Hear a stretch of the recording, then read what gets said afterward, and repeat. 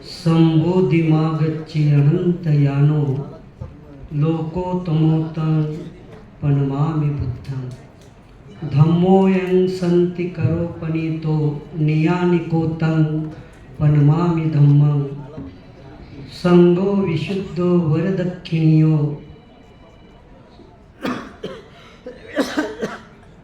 संगो विशुद्धो वरदक्षिणियो सत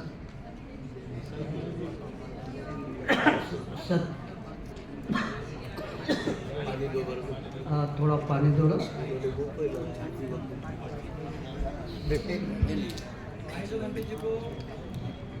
स्वतंत्रियो सबमल पैनो गुणेहीने के समाधिपतो अनासौतं पनमामि संग। तीन रत्नों को अभिवादन करते हुए जिन्होंने तीनों रत्नों ने मानव मुक्ति का महान संदेश दिया, महान विमुक्ति का मार्ग दिखाया, वैसे ही बोधिसत्व बाबा साहब द्वितीय बुद्ध शासन की ये दीक्षा भूमि पर बाबा साहब को अभिवादन और पूजनीय भिक्षु संघ को मेरा त्रिवार वंदन। उपासक उपासिकाएं, आज मैंने सुना क्या आपने पत्रक पढ़ा कि भदंत शासन रश्मि महास्तवीर जी का जन्मदिन है और आज भदंत शांतरक्षित महास्तवीर जी का भी जन्मदिन है। तो थोड़ा मन में दुविधा प्राप्त हो गई, मेरे मन में, आपके मन में नहीं, मेरे मन में दुविधा प्राप्त हो गई। क्योंकि दुविधा इसलिए हो गई कि मैंने सुना है कि पंछियों के दो जन्म होते हैं। एक अंडे के रूप में, जब कोई पंछी अंडे के रूप में जन्म देते हैं तो एक अंडे के रूप में, अंडे के खोख से जब बाहर आ जाता है तो उनका दूसरा जन्म होता है। और दूसरा जन्म जो होता है, दसों दिशाएं उनके लिए खुली हो जाती है, पंख फैलाकर चारों ओर दसों दिशाओं में उड़ने की शक्ति प्राप्त हो जाती है और वो उड़ता है, अपने हौसलों से, अपने पंखों से उड़ जाता है। उसी तरह दुविधा में मन इसीलिए आ गया कि ये जन्मदिन किसका है, वाघमारे जी का है कि या शांतरक्षित महास्तवीर का जन्मदिन है। तो मेरे सामने जीवन परिचय भी नहीं लाया। जीवन परिचय, क्योंकि जिनका जन्मदिन होता है उनका जीवन परिचय होता है, तो जीवन परिचय भी नहीं। किसी ने बोल दिया कि मुझे 40 साल हो गए, 50 साल हो गए भिक्षु जीवन के, तो ये दुविधा में मन आ गया कि ये जन्मदिन किसका है।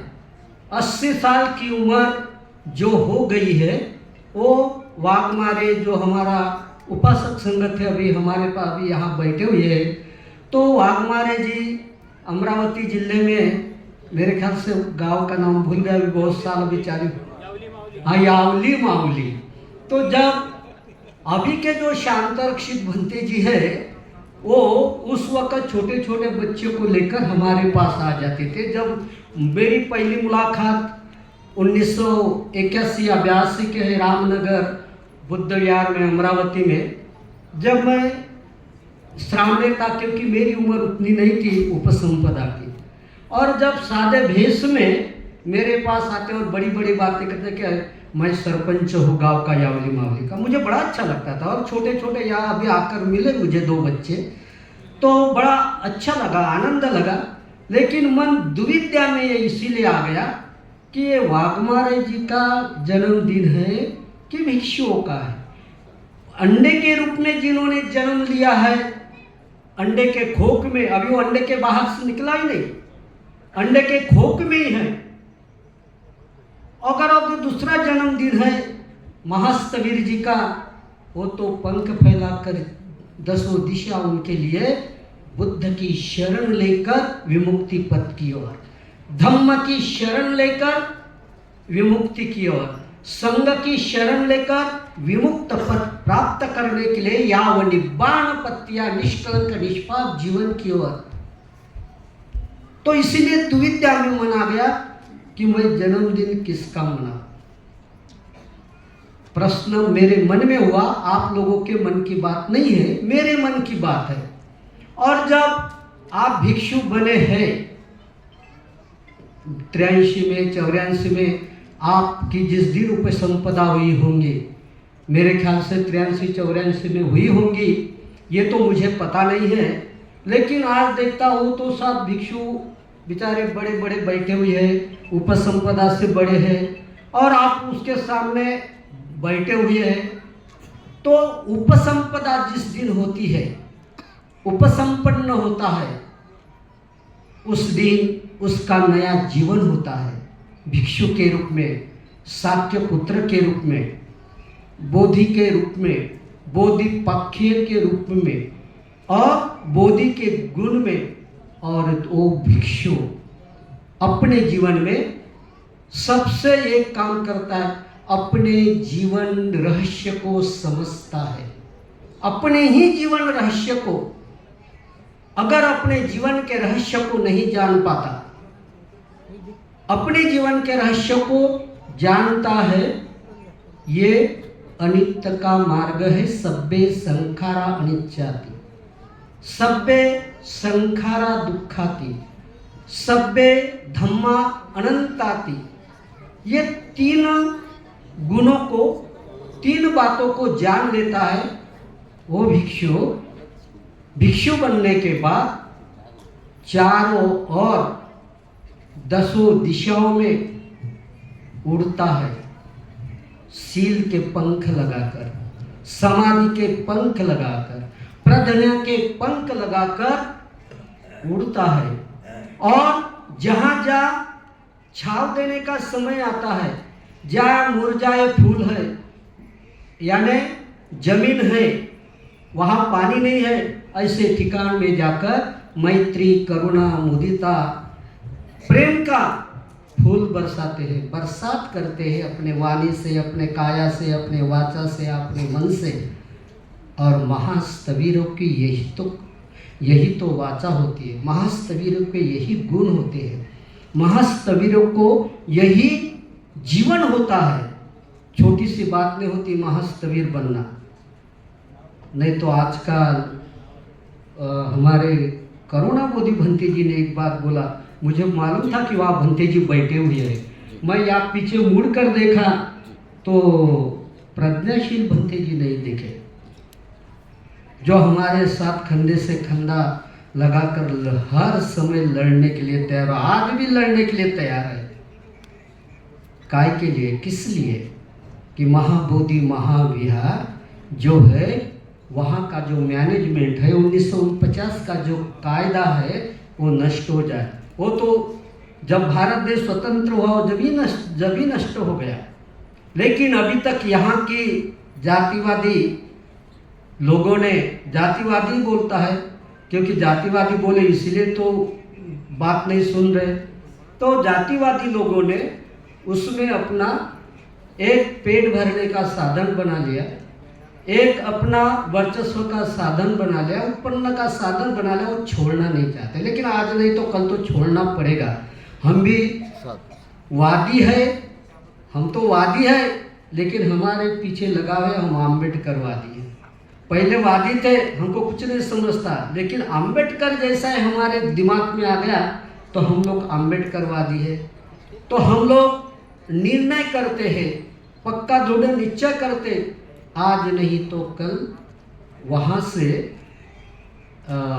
ये होगा। आज और एक वीडियो पढ़ा मैं भिक्षु संघ को थोड़ा समझ चाहता हूँ।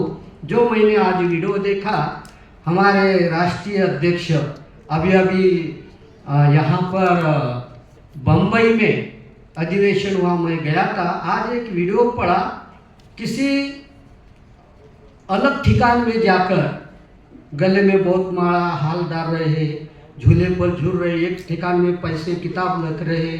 और आज ही वीडियो देखा तो बड़ा उलझन में मेरा मन आ गया। आपका आए नहीं आए मेरे आपको कोई फर्क नहीं पड़ा, मेरे को फर्क पड़ता है।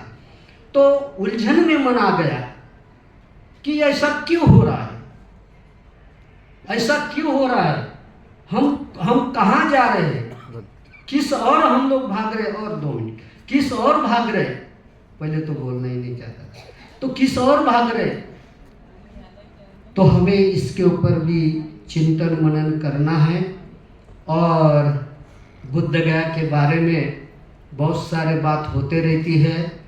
हमारे महास्तवीर जी यहाँ बैठे हुए हैं, उनको बहुत सारे लोग गालियाँ देते, बेचारे को बहुत गालियाँ देते। मैं जहाँ वहाँ देखता हूँ उनको अपमान करते, बहुत गालियाँ देते हैं। मुझे अच्छा नहीं लगता, लेकिन लोग देते हैं। इनके ऊपर हमारे महासचिव ने चिंतन मनन करना चाहिए कि आखिर क्यों, मेरी क्या गलती है। हमको अच्छा नहीं लगता, लेकिन उनको क्यों गालियाँ देते हैं। तो वो सोचने, जैसे अध्यक्ष को सोचना और समझना है, उसी तरह महासचिव को भी सोचना और समझना है कि आज के लोग उनको गालियाँ क्यों देते हैं, उसके पीछे कारण क्या है, वो सोचकर आगे कदम रखना चाहिए। और मुझे पता नहीं था, क्योंकि 2-3 दिन से लू लग गई मुझे, तो थोड़ा आने का कोई यहाँ पर समय नहीं था। लेकिन हमारे धम्मांकुर भंते जी बार बार फोन करते कि आपको आना है। तो मैं बोला ठीक। मैं तो डॉक्टर का इंजेक्शन लिया और यहाँ पर आ गया। और शांतरक्षित भंते जी का जन्मदिन है। अब वो कौन सा है आप लोग समझ जाए, लेकिन मेरी ओर से मंगल मैत्री करता हूँ कि आपका जो भी जन्मदिन है, क्योंकि भिक्षु की उपसंपदा का है तो भी मेरी मंगल मैत्री है। और आपका पहले वाला है, अंडे के रूप में, अज्ञान के रूप में, अविद्या के रूप में जो जन्म आया, उसके लिए भी मेरी मंगल कामना है। आपको आयु वर्ण सुख एवं बलों की मंगल मैत्री करता हूँ और मेरे 2 शब्द पूरे करता हूँ। आपकी धम्म सेवा में बदंत संगानंद महास्तवी।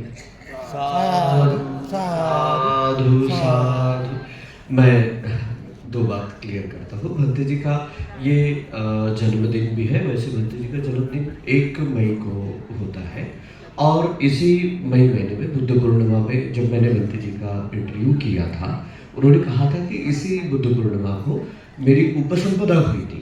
तो ये 2 बातों को ध्यान में रखते हुए, यानी कि उपसंपदा और उन्होंने साल मुझे शायद 85-80 ऐसा कुछ बताया था, मुझे अभी स्मरण नहीं है। तो ये दोनों भी, उपसंपदा का भी और इसका भी। और सबसे महत्वपूर्ण बात, हम 1 तारीख को न करते हुए बुद्ध पूर्णिमा को सभी लोगों को बहुत सारे प्रोग्राम रहते हैं, गृहस्थ जो भिक्षु संघ को दान देना चाहते हैं, तो वो नहीं है। जन्मदिन तो है ही एक निमित्त, लेकिन आप मेरे पीछे जो देख रहे हैं बैनर, इसका पर्पज है कि विश्व में शांति आए। जन्मदिन एक निमित्त है, वो दोनों भी। एक्चुअल भिक्षु का जन्मदिन करे और न करे कोई फर्क नहीं पड़ता है, लेकिन उस निमित्त से सुखा संघर्ष समज्ञान, यहाँ पर संघ आ रहा है, ये सबसे बड़ी अपॉर्चुनिटी है, ऐसा मुझे लगता है। तो मैं सभी प्रवक्ता से निवेदन करूंगा कि जो भिक्षु संघ की इंटरनल बातें हैं, क्योंकि अपन आवाज इंडिया अपने को लाइव दिखा रहा है, मैं एक्चुअल नहीं बोलना चाहता था, लेकिन जो अपनी इंटरनल बातें हैं, जो भी है, ये धर्म का माहौल है, धम्म का माहौल है। बुद्ध गया मुक्ति आंदोलन के बारे में अपन लोगों ने बोलना चाहिए, बहुत अच्छी बात है। सभी के मन में भंते जी ने बहुत अच्छी बात की कि हम वादी नहीं तो अम्बेडकर वादी है। कोई नहीं बोलता 100% हम लोग अम्बेडकरवादी है कि नहीं है? जोर से बोलो, ताकत से बोलो, आगे वाले बोलो, पीछे वाले बोलो। कोई नहीं बोलेगा हमको कि हम ब्राह्मणवादी है, हम अम्बेडकरवादी पहले भी थे, अभी भी है और आगे भी रहेंगे। हमें किसी ये इसकी जरूरत नहीं है। ये मंच विश्व शांति के लिए है। और सबसे महत्वपूर्ण बात कि भिक्षु संघ का गौरव हो, गौरव ही एकमात्र उद्देश्य है, बाकी हमारा दूसरा तीसरा कोई उद्देश्य नहीं है। नागपुर के इस पावन दीक्षा भूमि पर यहाँ पर आए, भंते जी ने बहुत अच्छी बातें कही है, लेकिन मैं आने वाले प्रवक्ताओं को याचना करता हूँ कि कृपया धम्म से संबंधित और भंते जी के जीवन से संबंधित जो आपने अनुभव किया उसको यहाँ पर रखेंगे तो हमारे नॉलेज में भी बहुत असर होगा, हमारे ज्ञान की अभिवृद्धि होगी, क्योंकि हम स्थविर महास्थविर जी को सुनना चाहते हैं। और अगर आप ऐसे थोड़ी सी बात अगर कहेंगे तो थोड़ा प्रॉब्लम हो सकता है, और खासतौर पर ऑडियंस पर, और ऑडियंस इसमें monk and novice and nuns also and layman also, ये सभी लोग हैं। तो इन सभी को ध्यान में रखते हुए, क्योंकि ये भिक्षु संघ की मीटिंग नहीं है, तो इन सभी को ध्यान में रखते हुए प्रवक्ता बात करें। मैं ही बोल दिया हूँ क्योंकि बोलना मेरा काम, क्योंकि एंकरिंग मेरे पास आई है तो ये स्टेज संभालना मेरा कर्तव्य है। तो मैं टाइटैनिक को डूबने नहीं दूंगा, कप्तान हूँ अभी फिलहाल में। मैं नेक्स्ट प्रवक्ता को बोलूँगा, कृपया समय का ध्यान रखते हुए अपन यहाँ पर अपनी बात रखेंगे। मैं दूसरे प्रवक्ता यहाँ पर याचना करता हूँ, पूजनीय भदंत बुद्धघोष महास्थविर जी। आप भंते जी प्रमुख सलाहकार है अखिल भारतीय भिक्षु महासंघ के अमरावती प्रदेश से। पूजनीय भदंत बुद्धघोष महास्थविर जी।